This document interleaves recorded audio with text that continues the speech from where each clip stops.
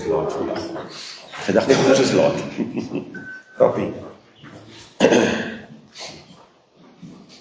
En dit wat ek wil doen is, ek wil net graag weer welkom sê en elkeen van julle wat hier is. Wat ook in hierdie koue, ek kan hoor my bors, ek is nog sê, ek weet nie waar my stem is nie, hy is eerste nog somewhere. Maar welkom vir julle en ons is, gaan nie al die afskondigings en weer al die mooi goed sê nie. Ek wil dan net sê baie welkom en weer eens ons het die voorreg, soos julle weet, Dion en Alfie se maas oorlede gewees en die begrafnis was Vrydag. So hy is nog met verlof vandag, hy is môre terug. En dan het ons natuurlik soos ek volgende die grappie gemaak het in Ougarde. Ons het 'n baie groot voorreg om Andries Kreer weer by ons te hê. Ek sê volgende video kom ek hom welkommenteer nie, want hy is nog so gewoond of amper deel, wel hy is al deel van ons gemeente. Maar ek dink dis waar ek wil stop. Doen nie welkom by ons en baie dankie vir die voorreg. Ek het en ek vra julle as getuie, ek het gesê die bar is baie hoog gestel vir sy preke. So kom ons luister goed en dan gesels ons daarna. Dis ook 'n grappie. Lekker dag. Vir julle verder. Baie dankie.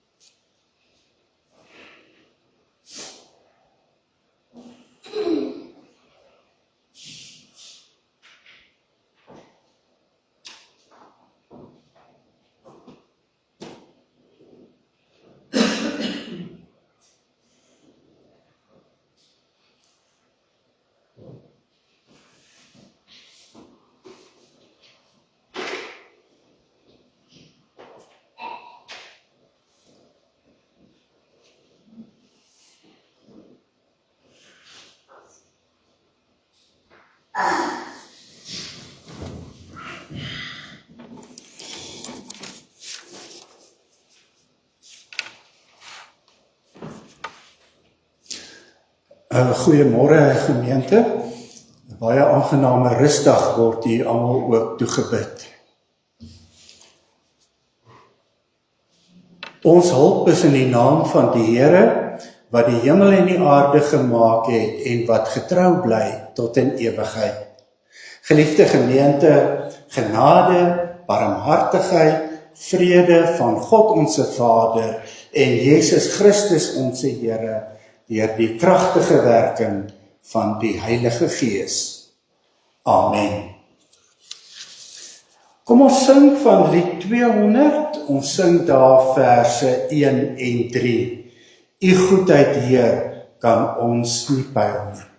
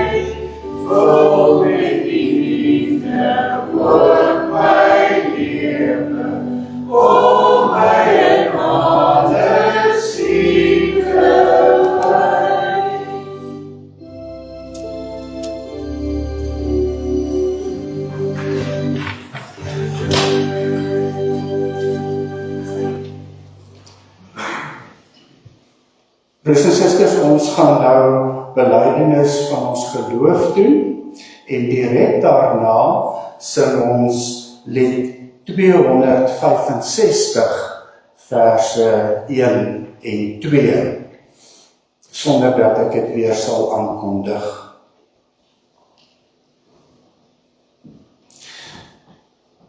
Ek glo in God die Vader, die Almagtige, die Skepper van hemel en aarde, en in Jesus Christus, sy eniggebore Seun, ons Here, wat ontvang is van die Heilige Gees, gebore uit die Maagd Maria, wat gelei het onder Pontius Pilatus, gekruisig is, gesterf het en begrawe is, wat die angste van die hel tot in die dood toe ondergaan het.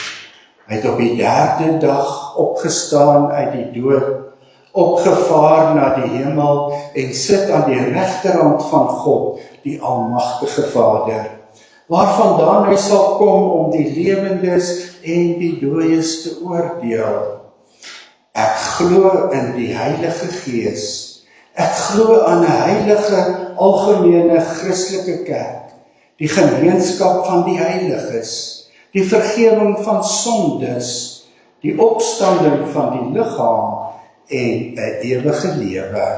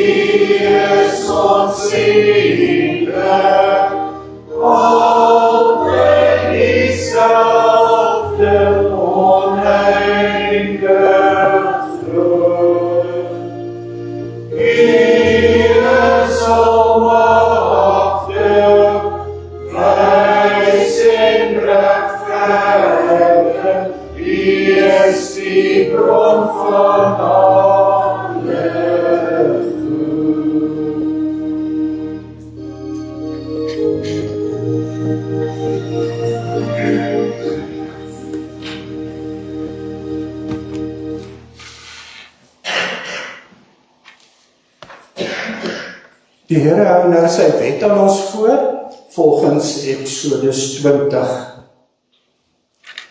Toe het God al hierdie gebooie aangekondig. Ek is die Here jou God wat jou uit Egipte, uit die plek van slawerny bevry het. Jy mag naas my geen ander gode hê nie. Jy mag nie vir jou 'n beeld of enige afbeelding maak van wat in die hemel daarbo, of op die aarde hieronder, of in die water onder die aarde is nie. Jy mag hulle nie vereer of dien nie, want ek, die Here jou God, eis onverdeelde trou aan my. Ek reken kinders die sondes van hulle vaders toe, selfs tot in die 3de en 4de geslag van die wat my haat. Maar ek betoon my liefde tot aan die 1000ste geslag van die wat my liefhet en my gebooie gehoorsaam. Jy mag die naam van die Here jou God nie misbruik nie, want die Here sal die een wat sy naam misbruik nie ongestraf laat bly nie. Sorg dat jy die Sabbatdag heilig hou. 6 dae moet jy werk en alles doen wat jy moet, maar die 7de dag is die Sabbat van die Here jou God. Dan mag jy geen werk doen nie. Nie jy of jou seun of jou dogter, of die man of vrou wat vir jou werk, of enige dier van jou, of die vreemdeling by jou nie. Die Here het in 6 dae die hemel en alles daarin gemaak, die die aarde en alles daarop, die see en alles daarin. Op die 7de dag het hy gerus, en daarom het die Here dit as gereelde rustdag geheilig. Eer jou vader en jou moeder, dan sal jy lank bly woon in die land wat die Here jou God vir jou gee. Jy mag nie moord pleeg nie, jy mag nie egbreek pleeg nie, jy mag nie steel nie, jy mag nie vals getuienis teen 'n ander gee nie, jy mag nie iemand anders se huis begeer nie, jy mag nie sy vrou begeer nie, ook nie 'n slaaf of slavin, 'n bees of 'n donkie, of enigiets anders wat aan hom behoort nie. Kom ons antwoord die Here nou met die sing van lied 203, ons sing daar verse 1 en 3. Loof die Here, al wat lewe, wil hom dank en hulde bring.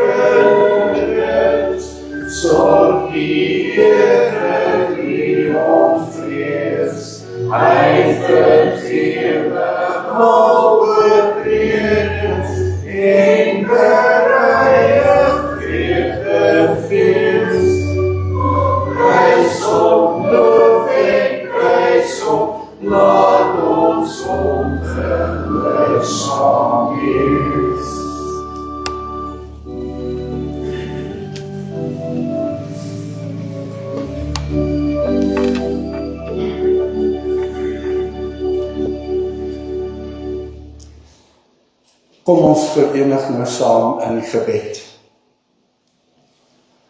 Ons groote almagtige God, ons hemelse Vader, wat 'n voorreg om weer die heilige naam te kan aanroep in die erediens.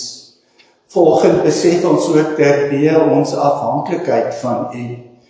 Ja, Here, sonder U is ons niks.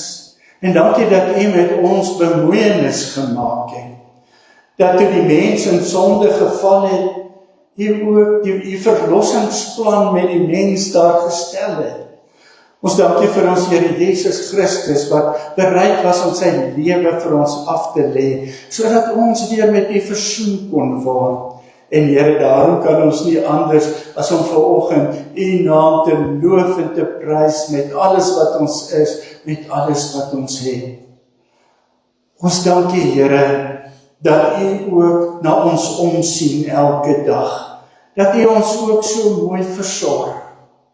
Vader, as ons net dink aan die reën wat die afgelope tyd ook landwyd geval het, dan sien ons ook daarin U hand. Ja, Here, bevoorreg is ons dat ons hierdie tyd van die jaar om te sê, al ons damme vol kan wees en oorloop. Ja, Here, so sorg U ook, dat daar vir ons genoeg is. Maar ons weet ook, saam met die reën het daar ook die vloede gekom, oorstromings, en is daar baie mense wat ook swaar kry as gevolg daarvan. En ons bid ook vanoggend vir hulle. Here, maak ons harte ook oop, daar waar ons kan help. En Vader, ja, wil U genade ook vir hulle wat nou swaar kry, oorvloedig wees. Dankie dat U ook so na elkeen van ons omsien.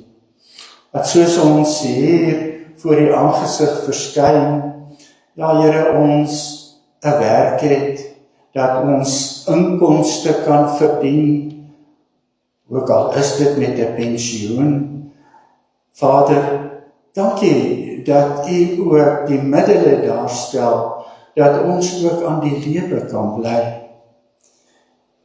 U het ons as 'n lewende wese geskep, om in 'n verhouding met U te staan.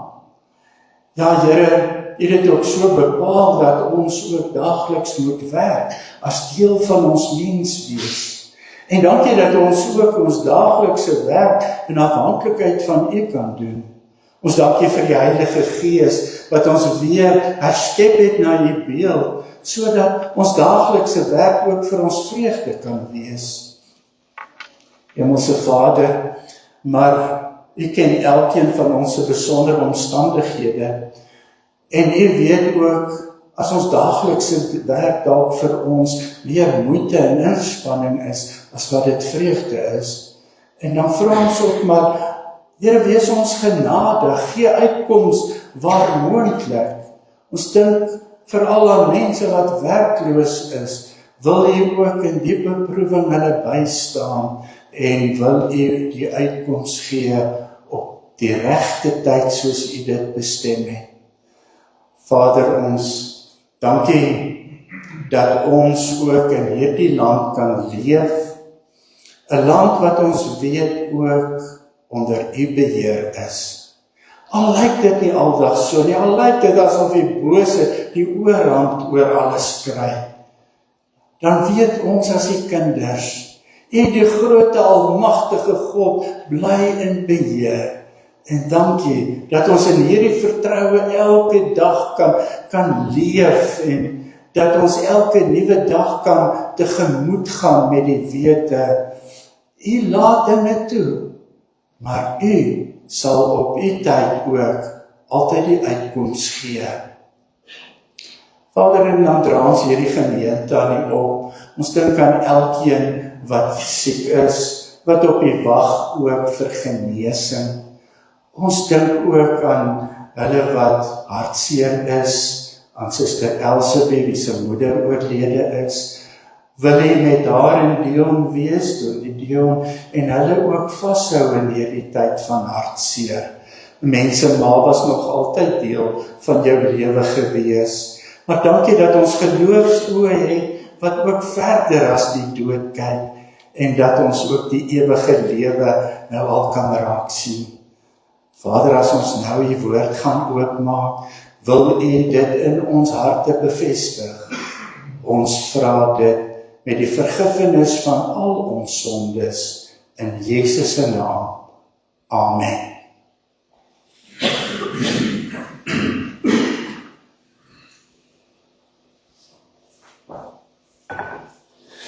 Nou, broers en susters, kom ons sing vervolgens van lied 489, ons sing daar verse 1, 2 en 3, waar Christen staan in die geloof, dat niemand jou die kroon ontroof.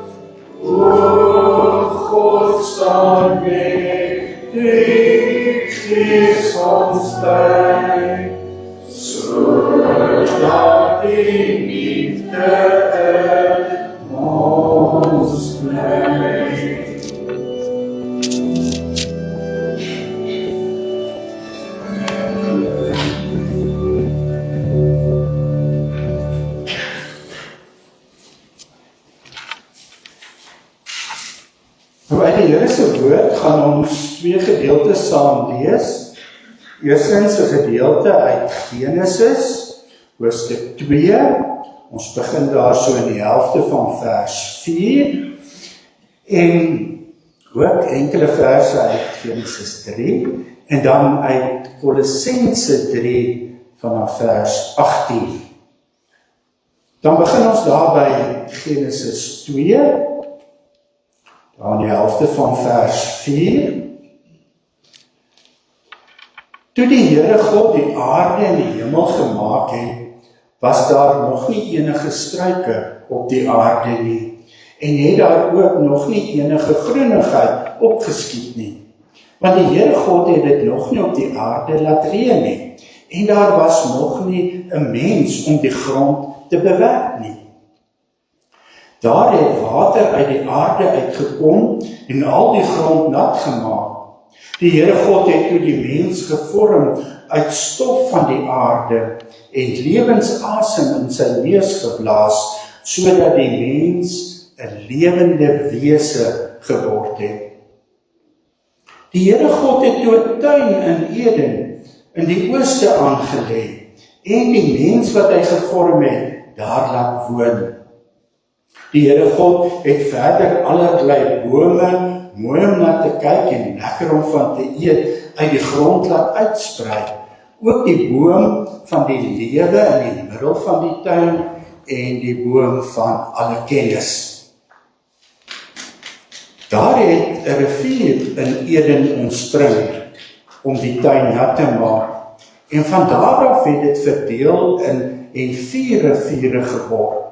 Die eerste rivier is die Pison en dit loop rondom die hele Gawilla waar daar goud is. Die goud van daardie land is suiwer. Daar is ook balsam en onyx.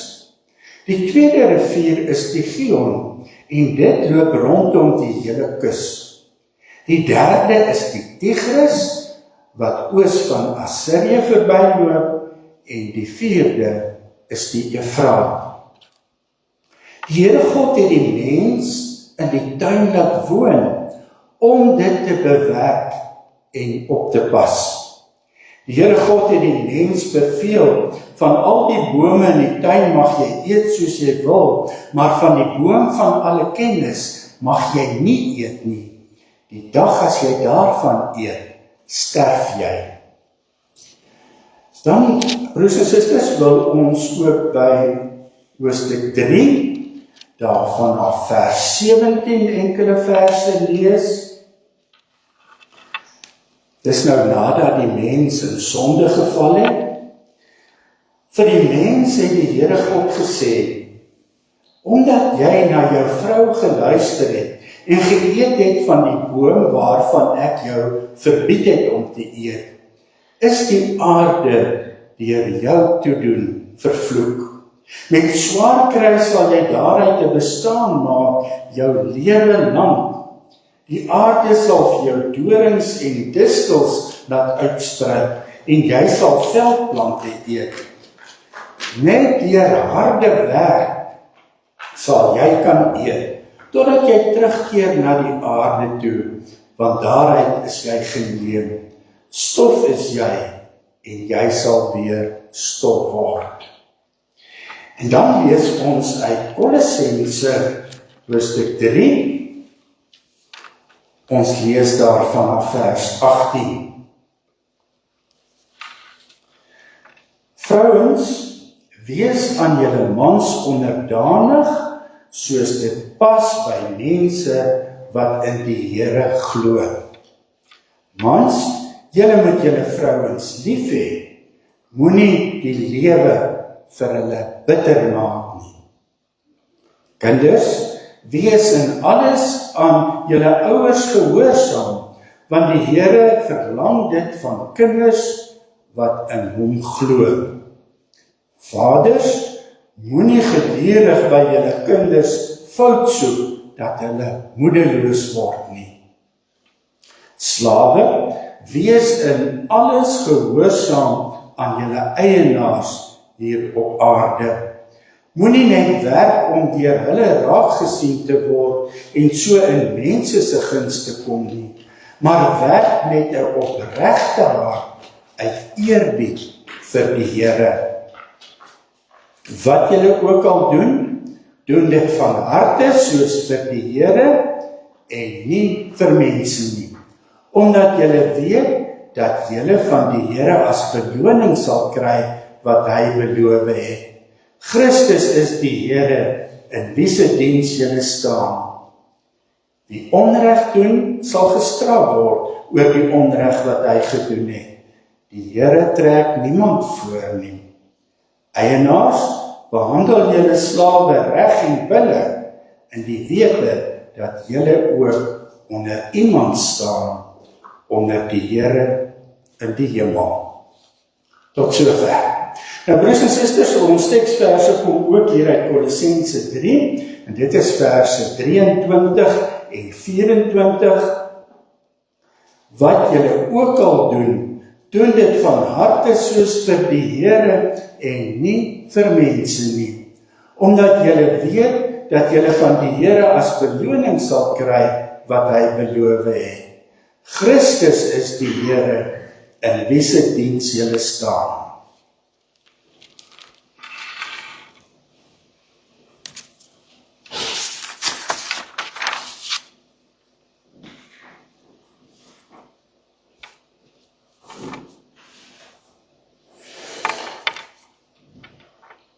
Nou broers en susters, in die prediking wil ons nou vanoggend opnuut weer 'n bietjie gaan kyk na die werk wat ons daagliks moet doen.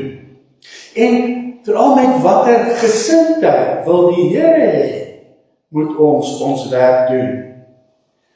Dit is toch so dat ons normaalweg die grootste gedeelte van ons lewe elke dag aan ons beroepe bestee. Ons meeste tyd en energie gaan in die werk wat ons doen om hier op aarde 'n bestaan te kan maak. Nou tog wil ons vanoggend nou nie net oor beroepsarbeid praat nie, in die sin dat jy 'n beroep beoefen en geld daardeur verdien om aan die lewe te kan bly. Ons wil vanoggend ook praat oor die werk wat elkeen van ons vir die Here moet doen. Of dit nou beroepsarbeid is, waarvoor jy geld verdien, of dit my werk as 'n huisvrou is, of my skoolwerk, studiewerk waarmee ek my besig hou, Of al is dit die daaglikse take wat ek as pensionaris daar by die huis my mee besig hou.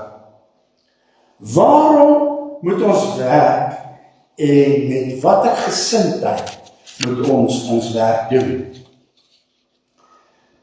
Nou, die praktyk leer vir ons dat nie alle mense so bevoorreg is om 'n werk te kan hê waarvan hulle hou nie.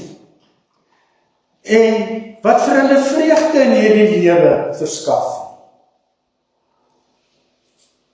Dikwels ervaar ons werk as 'n las wat swaar op ons druk. Dit word vir ons 'n droewige verpligting wat al die lewensvreugde uit ons lewe wil wegneem. En dis dan, broer en suster, wat ons begin leef vir naweek, ons sien uit na naweke of vakansies, of dalk begin ek al droom van my aftrede, want so dink ek, dan gaan ek ontslae wees van hierdie onmenslike las van werk, maar tog maak ons 'n fout, vra vir my wat geëmeriteer het, daar's genoeg werk by die huis om jou mee besig te hou. Ja, hoe baie keer hoor ons nie ook mense spottenderwys sê, maar as Adam en Eva daar in die paradys nou nie sonde gedoen het nie, dan was ons nog in die paradys en dan hoef ons nie te werk nie. Maar broeder en suster, dis nou net hier waar ons die groot fout maak. Die feit dat die mens moet werk, is nie straf op die sonde nie. Die sonde van ons voorouers Adam en Eva in die paradys.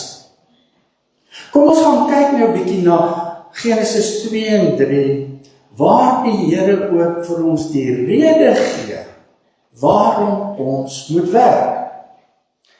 En wanneer ons Genesis 2 en 3 lees, dan leer ons vir God ken as die goeie gewer. God is nie 'n bose tiran wat die vreugde en die lewe van die mens wil weerhou nie. Want ons sien, God maak die mens tot 'n lewende wese. Hy plant 'n tuin aan en plaas die mens daarin. Hy gee dit as 'n woonplek vir die mens. Hy gee vir die mens al die vrugte, bome van die tuin as voedsel. So gee hy dus vir die mens lewensruimte en lewensmoontlikhede. Maar ons sien die Here gee ook vir die mens verantwoordelikhede, wat die uitoefening van 'n taak behels. Dan Genesis 2 vers 15 lees ons, die Here God het die mens in die tuin laat woon, om dit te bewerk en op te pas.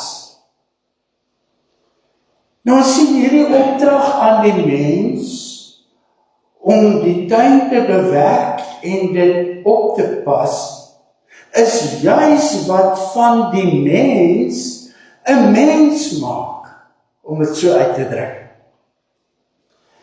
Die mens is nie maar net 'n lewende wese soos die diere nie. Nee, die mens is 'n verantwoordelike wese, en as verantwoordelike wese moet die mens na God sy Skepper se woord luister en dit gehoorsaam wees. Jy is dus as mens aan God verantwoording verskuldig oor jou doen en late. En dis juist dit wat dan die mens anders maak as die diere. So ons kan dus sê dat die mens 'n spesifieke taak van God ontvang het. Nou, om die aarde te bewerk en op te pas, beteken dus dat die mens moet werk. Om te werk, kan ons sê, is wesensdeel van menswees. Dit wil sê, dit wat van die mens 'n mens maak, is juis omdat hy moet werk. Nou, as ons nou kyk hier na Genesis 2 en 3, dan sien ons hier kom 4 dinge tevoorskyn, wat die mens anders as die diere maak, wat dis van die mens 'n verantwoordelike wese maak. En dis die eerste een is, dat God die mens as 'n lewende wese geskep het. Hy self het die asem in die mens se neus geblaas. En in die tweede plek, dat die mens in 'n verhouding tot God kan staan. En dat in die derde plek, dat die mens ook in gemeenskap met ander mense kan staan. En dis hoekom die mens nie alleen was nie, God het ook vir hom 'n vrou gemaak. En dan die vierde ding, wat van die mens 'n mens maak in onderskeiding van die diere, is dat hy moet werk. Want dit maak van hom 'n verantwoordelike wese. So, ons kan sê, om te werk, is dis wesensdeel van menswees. Dit maak van jou 'n mens. So broeder en suster, die opvatting dat die lewe in die tuin van Eden vir Adam en Eva uit rus en niks toe bestaan het, dis onbybels. Want God het die mens in die tuin geplaas om dit te bewerk en op te pas. Daarom sê ons, dis deel van menswees om te werk. Dit maak van jou 'n verantwoordelike wese en dit onderskei jou van die diere. Omdat God die mens ook in 'n lewensruimte geplaas het, waar werk nodig is, daarom moet die mens ook werk vir sy lewensonderhoud. Nou vir Adam en Eva in die paradys voor die sondeval, was hulle werk, dis nie vir hulle 'n droewige verpligting gewees nie. Met hulle hele wese het hulle God verheerlik, want God het hulle goed geskape. Deur hulle werk het hulle God in liefde en dankbaar ook gedien. So die motief vir hulle werk was om dankbaar en liefde aan God te bewys, deur hom daagliks te gehoorsaam en hom te dien. Maar in hierdie opdrag wat God die mens gee om die tuin te bewerk en op te pas, kom ook nog 'n ander dimensie van die mens se werk na vore. Werk het nie net ten doel om God daardeur te dien nie, maar ook om jou medemens daardeur te dien. Om die aarde te bewerk en op te pas, beteken tog om die hele samelewing op te bou. Om die lewenskwaliteit van almal te verhoog en om lewensruimte vir almal te skep, om oor die aarde te heers, die wêreld ook te verfraai en aangenaam te maak. En so dien jy dan daardeur mos ook jou medemens. Jy werk nie mos dit vir jouself nie. Toon God nie later in sy woord ook vir ons dat dit juis liefde tot God en liefde tot die naaste is. Hierdie gebod wat die mens moet nakom nie. En hierdie twee is onlosmaaklik aan mekaar verbind. En broer en suster, hierdie liefdesgebod moet die motief wees vir alles wat jy doen, ook vir die werk wat jy daagliks moet verrig. Maar aan die ander kant, broers en susters, die sonde van ons voorouers daar in die paradys het tog 'n uitwerking op ons daaglikse lewe gehad. Dan Genesis 3 vers 17 tot 19 lees ons, God sê vir die mens, omdat jy ongehoorsaam was, is die aarde deur jou toedoen vervloek. Met swaar kry sal jy daaruit te bestaan maak jou lewe lank. Die aarde sal vir jou dorings en distels laat uitsprei, en jy sal veldplante eet. Net deur harde werk sal jy kan eet, totdat jy terugkeer na die aarde toe. Stof is jy, en jy sal weer stof word. Nou as my net mooi hier onderskei, hierdie straf wat God op die mens lê, as gevolg van die sonde, beteken nie dat die mens nou moet werk, as straf op die sonde nie. Die straf is, die mens word nou in sy menswees getref. Ja, ook in die werk wat 'n uitdrukking van sy menswees is. En daarom word die mens se werk nou vir hom 'n las en moeite. Die las en die moeite is deel van die totale mense vervreemding van God as gevolg van die sonde, omdat hy aan God ongehoorsaam was. Nou die feit dat die Here hier sê, stof is jy en jy sal weer stof word, wil net vir ons sê dat die mens sy hele lewe tot die dag van sy dood, wanneer hy weer stof word, terugkeer na die aarde toe, ja, sal deur harde werk en moeite gekenmerk word. Ja, vir die in sonde gevalle mens is sy daaglikse werk nou inspanning en moeite, ons kan sê 'n droewige verpligting. Maar broeder en suster, en dis die wonder van die evangelie, dat God die goeie gewer het dit nie hierby gelaat nie.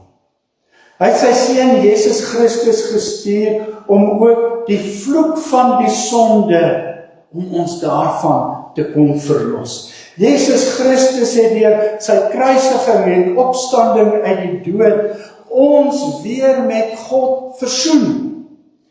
Waar die sonde ons van God vervreem het Jesus God se straf ten volle gedra in ons plek. En hy het ons nou weer met God versoen. Deur sy Heilige Gees het hy ons nuut kom maak, ons weer kom herskep na die beeld van God, sodat ons nou weer kan voldoen aan die doel, die oorspronklike doel, waarom God die mens gemaak het. Waar die sonde vroeër ons daaglikse werk, moeite en 'n verpligting gemaak het, word ons daaglikse werk nou, deur ons geloof in Jesus Christus, weer vir ons 'n dankbare vreugde. Omdat hy ons duur gekoop het deur sy bloed, en ons nou aan hom behoort, broeder en suster, leef ons nou elke dag ook net vir hom. Hy is ons Here, in wie se diens ons staan. Uit dankbaarheid vir sy groot genade is ons nou elke dag aan die Here gehoorsaam en doen ons alles, ja ook ons daaglikse werk, nou net vir hom uit dankbaarheid. En weet jy, dit is ook wat Paulus aan die Kolossense wou deurgee. Waar hy daar in hoofstuk 3 oor die wederwysige verhoudings in die gemeente praat, van hoe man en vrou en kinders en ouers en eienaars en slawe teenoor mekaar moet optree, wys Paulus dan daar in ons teksvers ook op die gesindheid wat nou ons as gelowiges se lewe moet beheers. Of dit nou ons onderlinge verhoudinge is, of dit nou ons daaglikse werk is, ja ook al is jy 'n slaaf, sê Paulus, wat julle ook al doen, doen dit van harte soos vir die Here, want Christus is die Here, in wie se diens julle staan. Ja, Jesus Christus moet nou met ons ganse lewe, deur ons ganse lewe beheers word, ook ons daaglikse werk. Ook jou daaglikse werk moet spreek van jou liefde vir God en jou liefde vir jou naaste.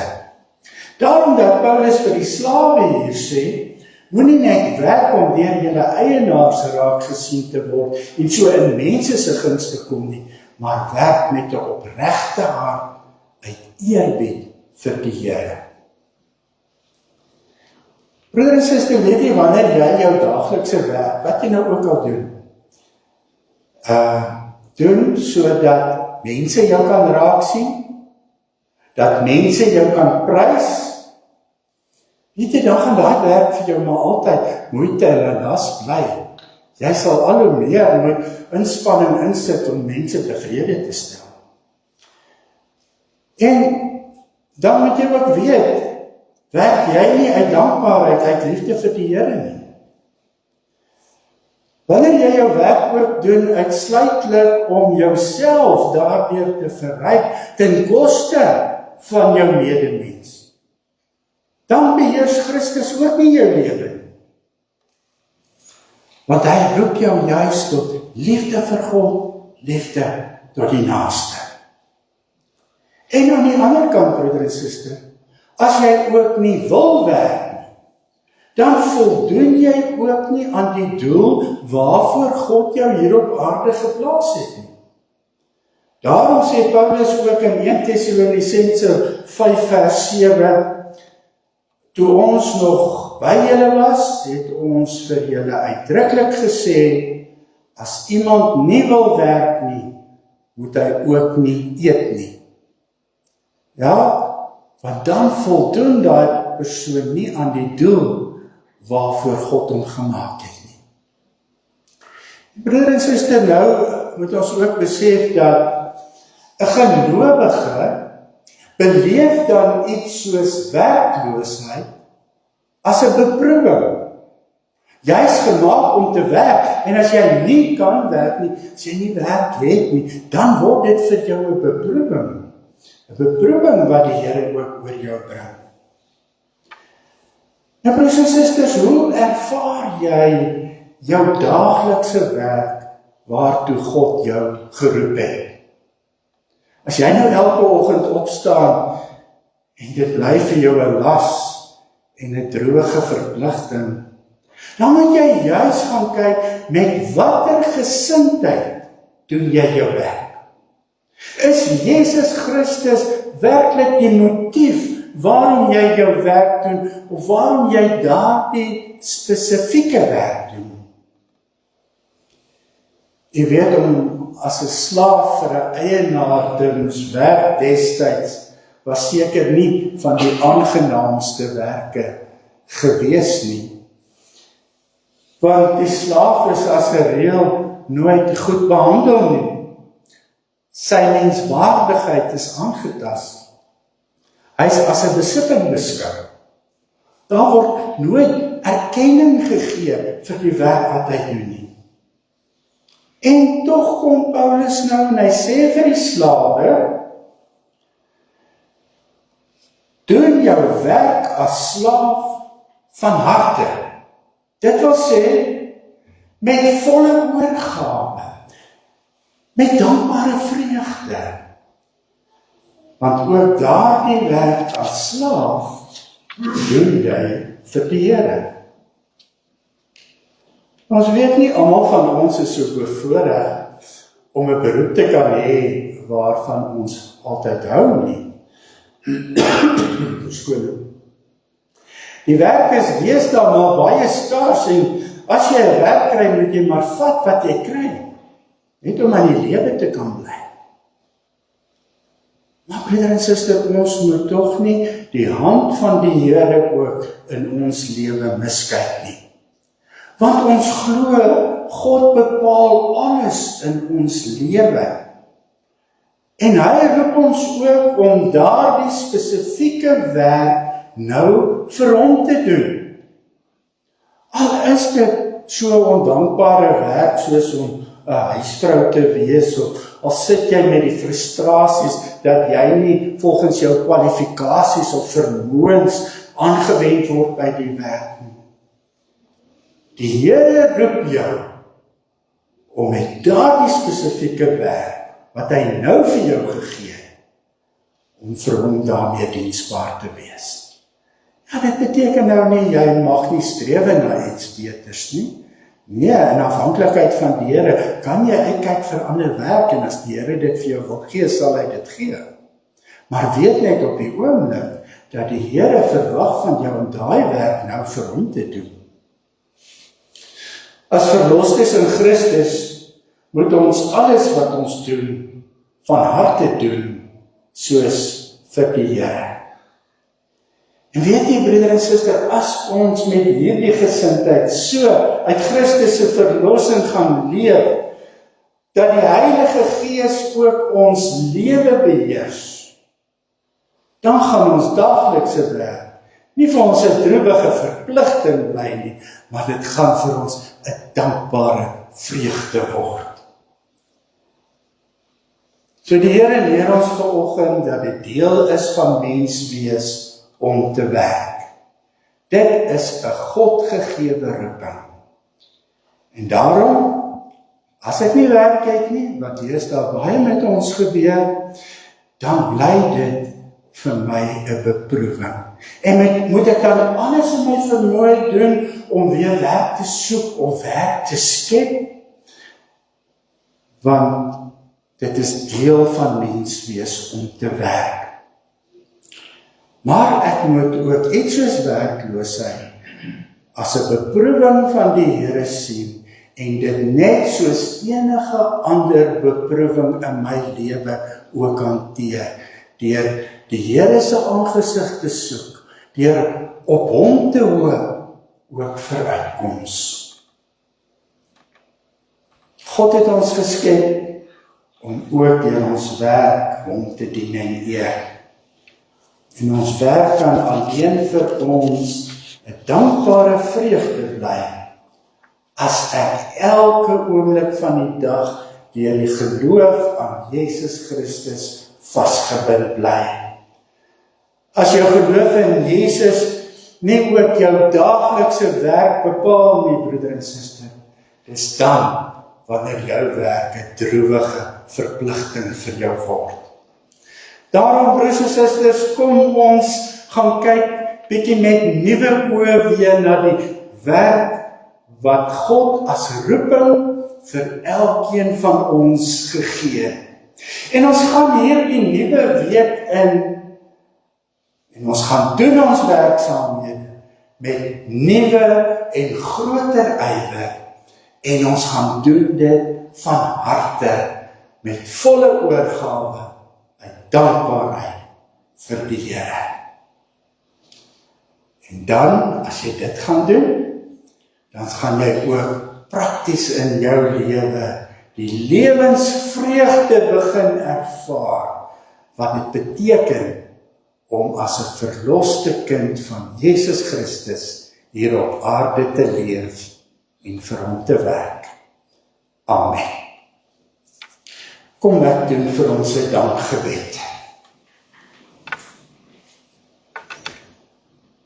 Onse Vader wat in die hemel is, ja Here, ons dankie dat U ons ook so geskape het, dat ons vir U diensbaar kan wees.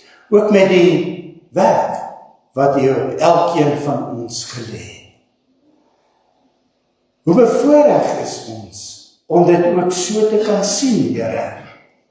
En hoe bevoorreg is ons dat die Heilige Gees ook hierdie dankbaarheid in ons harte wek vir die verlossing wat Jesus Christus vir ons gebring het, toe hy ons weer met U versoen het. Vader, gaan nou met elkeen van ons in hierdie nuwe week. Lei U ons, hou U hand oor ons, gee vir ons die nodige ywer om ook die werk wat op hierdie aarde baie keer met moeite en inspanning gepaard gaan, dat ons daardie werk met vreugde vir U sal doen. want ons weet, dit is U wat ons ook daarin bystaan elke dag. Vader, wil U dan ook U hand van bewaring oor ons uitgestrek hou, en wil U elkeen van ons ryklik seën. Ons vra dit in Jesus se naam. Amen.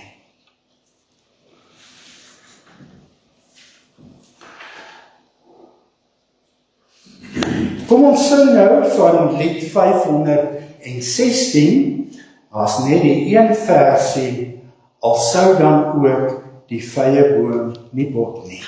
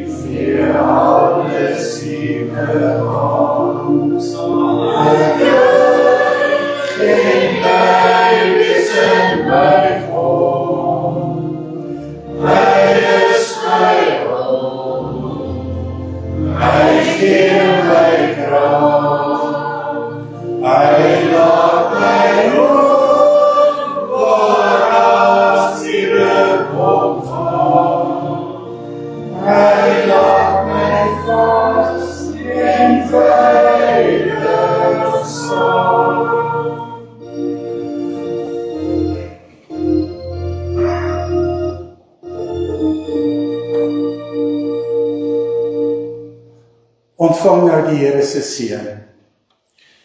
Die genade van ons Here Jesus Christus, die liefde van God en die gemeenskap van die Heilige Gees is en bly met julle almal.